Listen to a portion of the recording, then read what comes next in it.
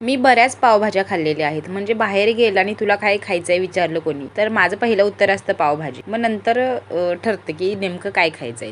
तर म्हणजे मी जिथे जाईल तिथं शक्यतो पावभाजीच खाते. पण मला सगळ्यात जास्त संगमावरची पावभाजी आवडती, म्हणजे कराडच्या घाटावरची, जिथं कृष्णा आणि कोयनेचा संगम झालाय अशी. आणि तिन्ही सांजेला खाली ना त्या कृष्णा नदीच्या काठावर बसून, अरे बापरे, म्हणजे ते समाधानच वेगळं आहे. आणि तिथली लोक नाही का लोण्यात बनवतात पावभाजी, अस्सल लोण्यात, जे व्हाईट कलरचं लोणी असतं त्याच्यामध्ये एक नंबर असते पावभाजी. आणि मी कराडला कधी गेले तिथली पावभाजी खाल्ली नाही असं झालेलंच नाही. तसे मी स्विगी आणि झोमॅटोवरून किंवा इतर सुद्धा बरेच ॲप्स आहेत त्याच्यावरून सुद्धा पावभाजी खाल्लेली आहे, पण त्या काही कलर टाकून अगदी केशरी केलेले असतात. त्याच्यापेक्षा कराडची घाटावरची पावभाजी एक नंबर. म्हणजे त्या भाजीला कुठे तोड अशी मी पावभाजी आजपर्यंत खाल्लेलीच नाही. तुम्ही कधी गेला कराडला तर घाटावरची पावभाजी नक्की खावा. ही पावभाजी सुद्धा एक नंबर झालेली. बरेच लोक नावं ठेवतात पण त्यांना मी हिंगलत नाही. आणि कस्टमरचा रिव्ह्यू पण बघा. चला सबस्क्राईब करा.